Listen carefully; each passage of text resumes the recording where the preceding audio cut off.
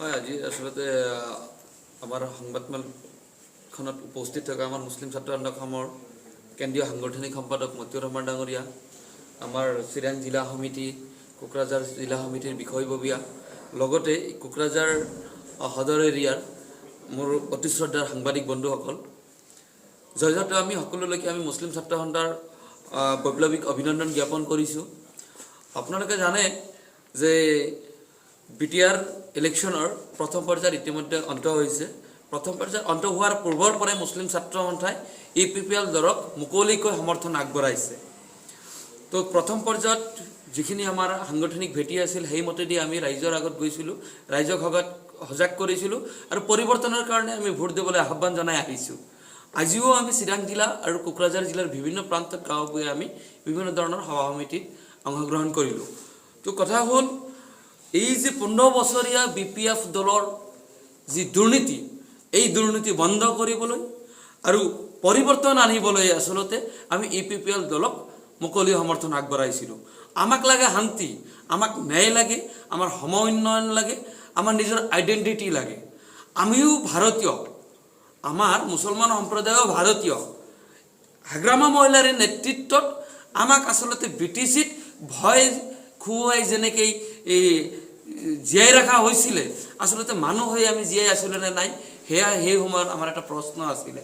তেনে ক্ষেত্ৰত আমি মুছলিম ছাত্ৰ সন্থাই আচলতে আমি নতুনত্ব চিন্তা কৰি, পৰিৱৰ্তনৰ কাৰণে চিন্তা কৰি সমাজৰ শান্তি ঘূৰাই আনিবলৈ আমি আচলতে EPPL দলক মুকলি সমৰ্থন আমি আগবঢ়াইছোঁ।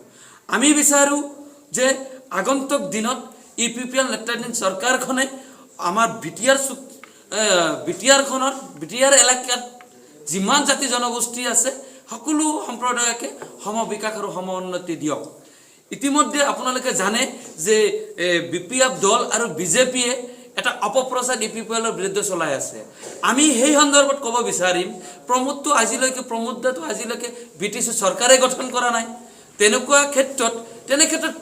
কি কাৰণত আচলতে হাগ্ৰামা মহিলাৰীয়ে প্ৰমোদ বড়োক টাৰ্গেট কৰি এইবোৰ কথা কৈ আছে? তেওঁ যে দুৰ্নীতিগ্ৰস্ত, তেওঁ যে হত্যাকাৰী, এইবোৰ কথাৰ পৰা, এইবোৰ চৰিত্ৰৰ পৰাই আচলতে তেওঁৰ দুৰ্বলতাৰ কথাবিলাক প্ৰকাশ পায়। আমি মুছলিম ছাত্ৰ সন্থাই স্পষ্টভাৱে কৈছোঁ, BPF দল হ'ল হত্যাকাৰীৰ দল, যাৰ কাৰণে আমাৰ ওদালগুৰিৰ খাইৰুল ইছলামক আৰু লাফিকুল হত্যাৰ আমি আজিলৈকে ন্যায় নাপালোঁ। আপোনালোকে জানে যে মুছলিম ছাত্ৰ সন্থাই বিগত 15 বছৰ ধৰি হাগ্ৰামা মহিলাৰীৰ ওচৰত আমাৰ পুনৰ গোষ্ঠীগত সংঘৰ্ষৰ বিনিময়ত যিবোৰ আমাৰ মানুহৰ প্ৰাণ আহুতি দিব লগা হৈছিলে, যিবোৰৰ ঘৰ দুৱাৰ ভাঙিব লগা হৈছিলে, যিবোৰ অগৰী হৈ জীয়াই আছে, সেইসকলক আমি পুনৰ সংস্থাপনৰ কাৰণে বিভিন্ন সময়ত আমি চৰকাৰখনক মেমৰেণ্ডামৰ জৰিয়তে আহ্বান জনাই আহিছিলোঁ। সময়ৰ সোঁতত তেওঁৰ যি চৰিত্ৰৰ পৰিৱৰ্তন হাগ্ৰামা মহিলাৰীৰ, সেয়া জল পট ৰাইজে জানে। সেই হেতুকে আমি ক'ব বিচাৰিছোঁ যে যোৱা বিধানসভাখনতো যিহেতু BPF দলক যেতিয়া আমি প্ৰশ্ন কৰিছিলোঁ আমাৰ বিৰোধী এই বিধায়কৰ জৰিয়তে যে আমাৰ অঞ্চলবোৰত এতিয়ালৈকে কিয় BTCত উন্নত হ'ব নোৱাৰিলে, আমাৰ কিয় পুনৰ সংস্থাপন নহ'ল, আমাৰ ওপৰত যিখিনি হাত ভৰি কাটি দিয়া হ'ল, ঘৰ বাৰী জ্বলাই দিয়া হ'ল, চৰকাৰীভাৱে তেওঁলোকক আজিলৈকে কিয় ন্যায় দিয়া নহ'ল, তেতিয়া এনেকৈ যেতিয়া প্ৰশ্ন কৰিলে BPF বিধায়কে প্ৰশ্নৰ উত্তৰ দিলে যে নাই, তেওঁলোকৰ তাতে ডেভেলপমেণ্টৰ প্ৰশ্নই নুঠে আৰু 2012ত কোনো ধৰণৰ আন্দোলন হোৱা নাই বুলি, 12-14ত কোনো ধৰণৰ, 2008ত কোনো ধৰণৰ আন্দোলন হোৱা নাই বুলি চৰকাৰীভাৱে জনাইছে। এই হাগ্ৰামা মহিলাৰীৰ নেতৃত্বাধীনত আমাৰ যি বৰ্বৰ অত্যাচাৰ কৰা হৈছিলে, সেইবোৰৰ চৰকাৰীভাৱে কোনো ৰেকৰ্ড নকৰিলে, তেওঁলোকৰ পুনৰ সংস্থাপনৰ প্ৰশ্নই নুঠে বুলি যি প্ৰত্যুত্তৰ দিছিলে, তাক আমি গৰিহণা জনাইছোঁ। তাৰ প্ৰতিবাদতে আমি EPPL দলক সমৰ্থন কৰিছোঁ। EPPL দল প্ৰধান প্ৰমোদ বড়ো ডাঙৰীয়াৰ লগত আমাৰ এক আলোচনা হয়। আলোচনা মৰ্মে তেওঁ নেতৃত্বত আচলতে আমাৰ সংখ্যালঘু বৰ্ডকে আদি কৰি বিভিন্ন উন্নয়নৰ ক্ষেত্ৰত আমাৰ লগত প্ৰতিশ্ৰুতিবদ্ধ হৈছে। সেই ক্ষেত্ৰত আমি মুকলিভাৱে মুছলিম ছাত্ৰ সন্থাৰ সমৰ্থন আগবঢ়াইছোঁ। আমি বিশ্বাস কৰোঁ আমাৰ সমৰ্থক, আমাৰ দলীয় কৰ্মচাৰীসকলে, বিষয়ববীয়াসকলে আৰু আমাৰ মুছলমান সম্প্ৰদায়ৰ লোকসকলে একপক্ষীয়ভাৱে আচলতে EPPL দলক সমৰ্থন কৰি ভোট প্ৰদান কৰি আহিছে আৰু 10 তাৰিখে হ'বলগীয়া যি ভোটদান, সেই ভোটদানতো স্বতঃস্ফূৰ্তভাৱে ট্ৰেক্টৰ চেম্বলৰ পক্ষত থাকি আচলতে আমাৰ ৰাইজে ভোট প্ৰদান কৰিব। আচলতে আপোনালোকে জানিবই পাৰিছে যে প্ৰথম পৰ্যায়ৰ যি 21টা বিধানসভা MCL সমষ্টিত নিৰ্বাচন হৈ গ'ল তাত কমচে কম 17টাতকৈ অধিক সিটত আসলতে এই পিপল আগত থাকিব আৰু জয় নিশ্চিত কমচে কম 16খন আসনত জয় নিশ্চিত গতিকে তেনে ক্ষেত্ৰত জয়ৰ পক্ষত ৰাইজে ভোট প্ৰদান কৰিব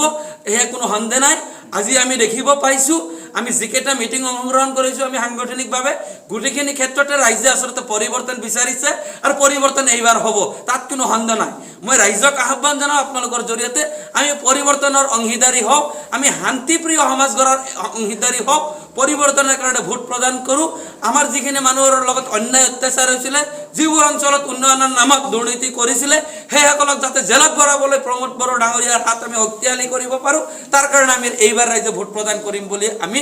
আহ্বান জনাইছোঁ 100% আপোনালোকে বিশ্বাস কৰেনে পৰিৱৰ্তন হ'ব বা চৰকাৰ আহিব বুলি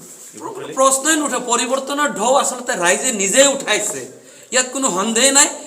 এইবাৰ পৰিৱৰ্তন হ'বই ইয়াত কোনো ধৰণৰ সন্দেহ নাই ৰাইজে টেঙা আম আৰু কিমান দিন খাব খাই খাই দাঁতবিলাক যে আসলতে পঢ়ি গ'ল এতিয়া এই দাঁতৰ গুৰিত যে বিষাই ৰাইজৰ আৰু টেঙা আম নালাগে এতিয়া ভিটামিনযুক্ত আমৰ প্ৰয়োজন হৈছে সেই আমৰ জৰিয়তে ৰাইজৰ দাঁতখিনি যাতে শক্তিশালী হয় তাৰ কাৰণে ৰাইজে পৰিৱৰ্তনৰ পক্ষত আসলতে ভোট প্ৰদান কৰিব ধন্যবাদ আপোনালোকে জানে এটা কথা আমাক কিছুমান প্ৰশ্ন কৰা হৈছিলে যে মুছলিম ছাত্ৰ সন্থাই কি কাৰণত আসলতে ইপিপিএল দলক সমৰ্থন কৰিলে ইপিনে কোৱা হৈছে হাগ্ৰামা মহিলা নেতৃত্বত কোৱা হৈছে যে 7.2 ৰ জৰিয়তে যদি বিটিআৰত ইপিপিএলৰ চৰকাৰ হয় অনাবৰসকলক বিটিচিৰ বাহিৰত দিয়া হ'ব এই যি আবৱা ভৰা আসলতে আমাক কি মূৰ্খ বুলি ভাবিছে নেকি তেওঁলোকে আমি প্ৰমাণ পাইছো যে না ইপিপিএল ধৰ্ম নিৰপেক্ষ দল ইয়াত কোনো ধৰণৰ সন্দেহ নাই তাৰ জ্বলন্ত উদাহৰণ হ'ল বিপিএফ প্ৰধানৰ নেতৃত্বত আজিলৈকে বিগত 15 বছৰত এজন মুছলমান প্ৰাৰ্থী তেওঁলোকৰ দলীয় প্ৰাৰ্থিত্ব নবৰালে এইবাৰ ইপিপিএলৰ হাগ্ৰামাৰ যি নীতি সেইটো সম্পূৰ্ণ ওলোটা কৰি প্ৰমোদ বড়ো নেতৃত্বাধীনত আমাৰ 5জনকৈ প্ৰাৰ্থী আমাৰ মুছলমান সম্প্ৰদায়ৰ পৰা দিয়াৰ পিছতো কি আসলতে তেওঁৰ ব্যক্তিত্বৰ কথা প্ৰকাশ নাপায় নে গতিকে আমাৰ ৰাইজে বুজি পাইছে নিৰপেক্ষ আৰু সংবিধান সন্মানসূচক ব্যক্তি এজনে আছে সম বিকাশৰ কথা চিন্তা কৰা এজনে ব্যক্তি সেইজন হৈছে ইপিপিএল প্ৰধান বৰ্তমানৰ নেতা প্ৰমোদ বড়ো গতিকে প্ৰমোদ বড়োৰ পক্ষত আমাৰ ভোট থাকিবই আছে আৰু থাকিব ইয়াত কোনো সন্দেহ নাই পৰিবৰ্তন দৰকাৰ প্ৰমোদ বড়ো সৰকাৰ বিটিআৰ বাসীৰ বাবে প্ৰমোদ বড়োৰ প্ৰথমটো গ্যাৰান্টি প্ৰতিটো দফাই ৰূপায়ণ হ'ব বিটিআৰ চুক্তিৰ বহুদিনীয়া দাবী পূৰণ হ'ব সকলো জাতি জনগোষ্ঠীৰ বিটিআৰলৈ আহিব শান্তি সমতা আৰু প্ৰগতি মৰমৰ বিটিআৰ বাসী এয়া প্ৰমোদ বড়োৰ গ্যাৰান্টি ট্ৰেক্টৰৰ চিনত ভোট দি ইউপিপিএলক জয়যুক্ত কৰক পৰিবৰ্তন দৰকাৰ